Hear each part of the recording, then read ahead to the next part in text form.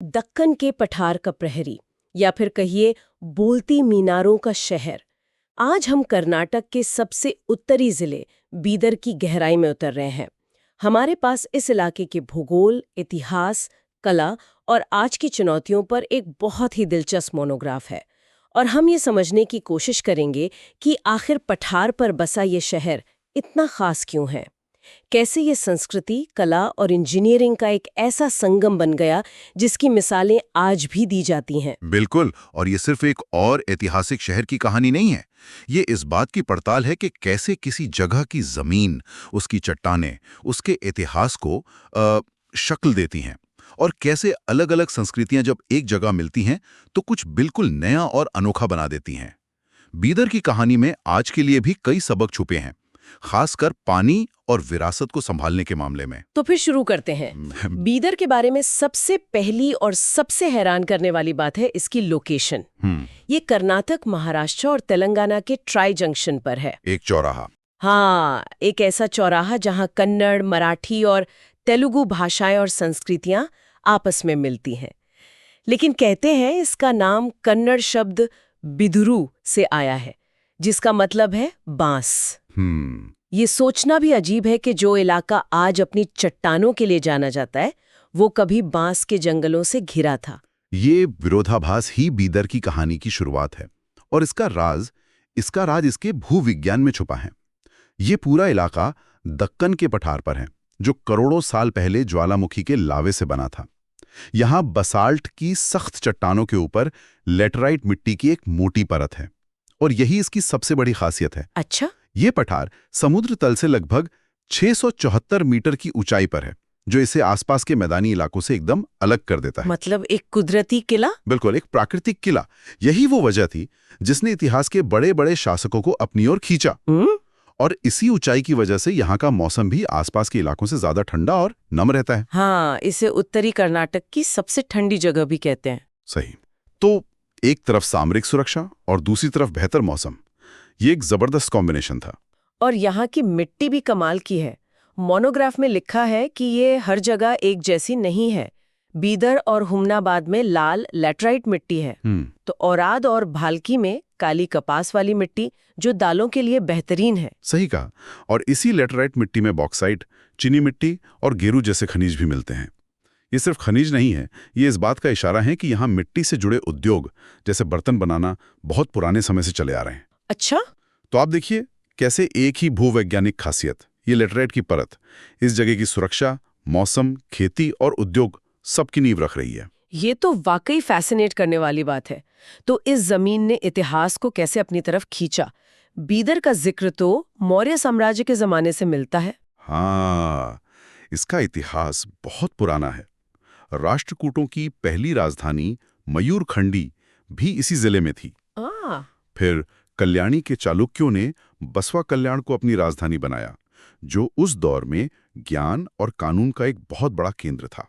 लेकिन बीदर की कहानी में सबसे बड़ा मोड़ 1429 में आया, जब बहमनी सुल्तान अहमद शाह ने अपनी राजधानी गुलबर्गा से बीदर शिफ्ट कर दी। लेकिन गुलबर्गा तो एक स्थापित राजधानी थी। सब कुछ छोड़कर एक नई जगह पे जाना, ये तो बहुत बड़ा फैसला होता है। बहुत बड़ा। जरूर कोई बहुत बड़ी वजह रही होगी। आपने बिल्कुल सही सवाल पूछा। इसके पीछे वही दो मुख्य वजहें थीं जिनका हमने जिक्र किया, सामरिक और पर्यावरणीय। अच्छा। गुलबर्गा मैदानी इलाके में था, जहां दुश्मनों का खतरा हमेशा बना रहता था। बीदर अपनी पठारी लोकेशन की वजह से कहीं ज्यादा सुरक्षित था। और दूसरा, यहाँ का मौसम और पानी की बेहतर उपलब्धता शाही दरबार और उसकी शान शौकत के लिए ज्यादा अनुकूल थी।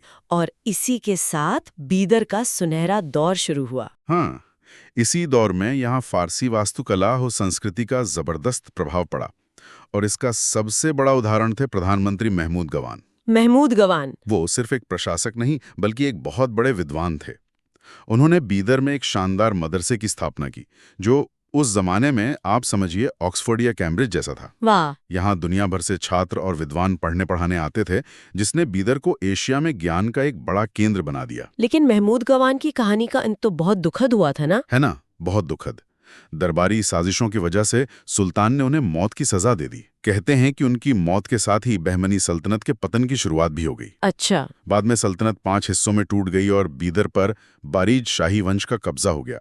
फिर मुगल आए, निजाम आए और आखिर में 1956 में ये कर्नाटक का हिस्सा बन गया। इस तरह की जमीन और मौसम ने शासकों को यहाँ खींचा, तो जाहिर है कि उन्होंने अपनी छाप भी छोड़ी होगी। बीदर का किला इसी का सबसे बड़ा सबूत है ना? सबसे बड़ा और सबसे शानदार सबूत।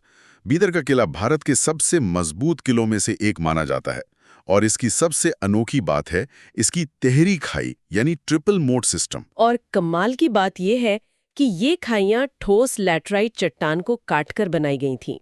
मतलब जो चट्टान खाई बनाने के लिए निकाली गई, उसी का इस्तेमाल किले की विशाल दीवारें और महल बनाने के लिए किया गया। ये तो सस्टेनेबल इंजीनियरिंग का एक बेहतरीन उदाहरण है। बिल्कुल, कुछ भी बर्बाद नहीं किया गया। किले के अंदर घुसते ही शारजा दरवाजे पर 2 बाघों की नक्काशी दिखती है। हाँ। माना जाता है कि ये शिया संस्कृति में हजरत अली यानी अल्लाह का शेर का प्रतीक हैं। ये छोटी छोटी चीजें उस दौर की सांस्कृतिक पहचान बताती हैं। किले के अंदर भी तो कई नायाब इमारतें हैं। मैंने रंगीन महल के बारे में बहुत सुना है। रंगीन महल अपने नाम की तरह ही है। यहाँ लकड़ी पर की गई नक्काशी, दीवारों पर रंगीन टाइल का काम और काले पत्थर पर मोती की कारीगरी का ऐसा संगम है जो कहीं और देखने को नहीं मिलता। इसमें इस्लामी और हिंदू दोनों कला शैलियों का अद्भुत मिश्रण है। और फिर है 16 खंबा मस्जिद, जो अपने विशाल आकार और सादगी के लिए जानी जाती है। 16 खंबा। सामने से देखने पर इसके 16 खंबे लिखते हैं, इसलिए इसका नाम ये पड़ा। हालांकि अंदर और भी कई खंबे हैं। ये दक्कन की सबसे पुरानी मस्जिदों में से एक है। और महमूद गवान का मदरसा, उसकी तस्वीरें तो आज भी दिल दहला देती हैं। हाँ, वो फारसी वास्तुकला का एक बेजोड़ नमूना था, जिसकी दीवारों पर नीली हरी टाइलें लगी थीं। लेकिन बदकिस्मती से औरंगजेब के हमले के दौरान किले में रखे बारूद में एक जोरदार धमाका हुआ। ओहो। और मदरसे का एक बड़ा हिस्सा हमेशा के लिए तबाह हो गया। लेकिन बीदर की इंजीनियरिंग का सबसे बड़ा चमत्कार तो जमीन के ऊपर नहीं, जमीन के नीचे छिपा है। आप करेज सिस्टम की बात करिए। हाँ, करेज या कनात प्रणाली, ये एक ऐसी चीज है जो आज के इंजीनियरों को भी हैरान कर देती है। रुकिए, मतलब ये एक तरह का मध्ययुगीन स्मार्ट वाटर ग्रिड था, बिना किसी बिजली या पंप के, सिर्फ गुरुत्वाकर्षण और इंसानी दिमाग का इस्तेमाल करके पूरे शहर को पानी पिलाना। ये सोचना भी कमाल है। यही तो इसकी खासियत है। ये तकनीक फारस यानी आज के ईरान से लाई गई थी। इसमें जमीन के नीचे सुरंगों का एक जाल बिछाया जाता है, जो ढलान का इस्तेमाल करके पानी को पठार के नीचे के स्रोतों से खींचकर शहर और किले तक पहुंचाता था। वाह। और बीदर की लेटराइट मिट्टी इसके लिए एकदम परफेक्ट थी। वो कैसे? क्योंकि ये मिट्टी खोदने में तो नरम होती है, लेकिन जैसे ही हवा के संपर्क में आती है, ये पत्थर जैसी सख्त हो जाती है। अच्छा। इसकी वजह से सुरंगों को अंदर से किसी सहारे की जरूरत नहीं पड़ती थी, वो अपने आप में मजबूत रहती थी।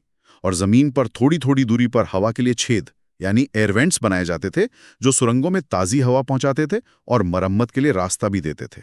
ये तो अविश्वसनीय है। क्या ये सिस्टम आज भी काम करता है? खुशी की बात है कि हाँ, हाल ही में एक स्थानीय टीम ने नौबात करेज को फिर से जिंदा किया है। ये इस बात का सबूत है कि हमारी प्राचीन इंजीनियरिंग में आज की सबसे बड़ी समस्या यानी जल संकट का समाधान छिपा हो सकता है। सुनने में तो ये बहुत अच्छा लगता है, लेकिन क्या आज के दौर में, जहां लाखों की आबादी है, ये पुरानी तकनीक वाकई एक बड़े पैमाने का समाधान हो सकती है, या ये बस एक विरासत को सहेजने जैसा है? ये एक बहुत अहम सवाल है। शायद ये पूरे शहर की जरूरतें पूरी ना कर सके, लेकिन ये पानी के विकेंद्रीकृत स्रोतों मतलब डिसेंट्रलाइज्ड सोर्सेज का एक शानदार मॉडल जरूर पेश करता है। यह हमें सिखाता है कि बड़े बड़े बांधों और पाइपलाइनों के अलावा भी पानी के प्रबंधन के दूसरे तरीके हो सकते हैं जो पर्यावरण के ज्यादा अनुकूल हों। कमाल है। मतलब इस जमीन ने बीदर को सुरक्षा दी, पानी दिया, और ऐसा लगता है कि इसने शहर को उसकी आत्मा भी दी है। मैं बिदरी वैर की बात कर रही हूँ। चांद उसकी इस अनूठी कला के बिना अधूरी है। इसे जीआई टैग भी मिला हुआ है। जीआई टैग यानी ज्योग्राफिकल इंडिकेशन। ये एक तरह की पहचान है जो बताती है कि ये कला सिर्फ इसी इलाके की देन है और इसकी क्वालिटी की गारंटी है। बिल्कुल। ये काले रंग के मेटल पर चांदी की महीन कारीगरी है जो 14वीं शताब्दी में बहमनी सुल्तानों के साथ ईरान से आए कारीगरों ने शुरू की थी। अच्छा, तो अब वो हिस्सा आता है जिसका मुझे इंतजार था, इसके पीछे का रहस्य। मैंने सुना है कि इसका राज बीदर के किले की मिट्टी में छिपा है। ये सच है, और यही इसे दुनिया की बाकी मेटल आर्ट से अलग बनाता है। इसे बनाने की प्रक्रिया बहुत दिलचस्प है। सबसे पहले जिंक मतलब 94% और कॉपर 6% के एक एलॉय से मनचाही चीज बनाई जाती है। फिर उस पर डिजाइन को छेनी से खोदा जाता है और उसमें शुद्ध चांदी के तार या पत्ती को हथौड़े से जड़ दिया जाता है। और फिर आता है जादू। हाँ, असली जेम अब होता है। उस वस्तु को स्थायी रूप से काला करने और चांदी को चमकाने के लिए उसे एक खास पेस्ट में डुबोया जाता है, और ये पेस्ट बनता है अमोनियम क्लोराइड और एक खास तरह की मिट्टी से। कौन सी मिट्टी? वो मिट्टी जो सिर्फ और सिर्फ बीदर के किले के उन हिस्सों से लाई जाती है जहां सदियों से सूरज की रोशनी नहीं पहुंची है और जो बारिश के पानी से भीगा हुआ है। ये तो किसी कहानी जैसा लगता है। क्या किसी ने पता लगाने की कोशिश की कि उस मिट्टी में ऐसा क्या है? माना जाता है कि उस मिट्टी में कुछ खास रासायनिक गुण हैं जो अमोनियम क्लोराइड के साथ मिलकर जिंक के अलॉय को तो ऑक्सीडाइज करके काला कर देते हैं, लेकिन चांदी पर असर नहीं करते। बिल्कुल, चांदी पर कोई असर नहीं डालते। इससे चांदी काले बैकग्राउंड पर और ज्यादा उभर कर चमकने लगती है। ये एक ऐसा रहस्य है जिसे आज तक कोई दूसरी जगह दोहरा नहीं पाया है। क्या होगा अगर वो मिट्टी खत्म हो गई? क्या ये कला भी खत्म हो जाएगी? ये एक बहुत बड़ी चिंता है। कारीगर इस मिट्टी का इस्तेमाल बहुत किफायत से करते हैं, लेकिन ये सवाल बीदर की कला के भविष्य से जुड़ा हुआ है। ये शहर सिर्फ कला का ही नहीं बल्कि आस्था का भी एक बड़ा केंद्र है। हाँ, गुरुद्वारा नानक झीरा साहिब, ये कहानी भी तो पानी से ही जुड़ी है। बिल्कुल। कहानी यह है कि 16वीं सदी में जब गुरु नानक देव जी यहाँ आए तो इस इलाके में पानी का भयानक अकाल पड़ा हुआ था। लोगों की परेशानी देखकर उन्होंने अपनी लकड़ी की पादुका से एक पहाड़ी के हिस्से को छुआ और वहां से चमत्कारिक रूप से मीठे पानी का एक सोता फूट पड़ा। झीरा? हाँ, जीरा का मतलब है सोता। और वो सोता आज भी बह रहा है? हाँ, आज भी बह रहा है। और ये जगह दक्षिण भारत में सिख धर्म के सबसे पवित्र तीर्थ स्थलों में से एक है, जहां हर साल लाखों श्रद्धालु आते हैं। ये दिखाता है कि कैसे एक शहर अलग-अलग धर्मों को अपनी गोद में जगह देता है। सही बात है। यहीं पास में हुमनाबाद में वीरभद्रेश्वर मंदिर है और माणिक प्रभु का समाधि स्थल भी है, जो कर्नाटक और महाराष्ट्र के हिंदुओं के लिए बहुत अहमियत रखते हैं। तो इस शहर की इतनी समृद्ध विरासत है, आज का बीदर कैसा है? क्या वो अपनी इस पहचान को संभाल पा रहा है? आज बीदर एक कृषि प्रधान जिला है। इसे कर्नाटक का दाल का कटोरा भी कहा जाता है। यहाँ की गुलबर्गा तूर दाल को भी जीआई टैग मिला हुआ है, जो अपने स्वाद और सुगंध के लिए मशहूर है। लेकिन खेती के साथ अपनी चुनौतियां भी आती हैं। और बीदर में ये चुनौती एक विरोधाभास की शक्ल ले लेती है।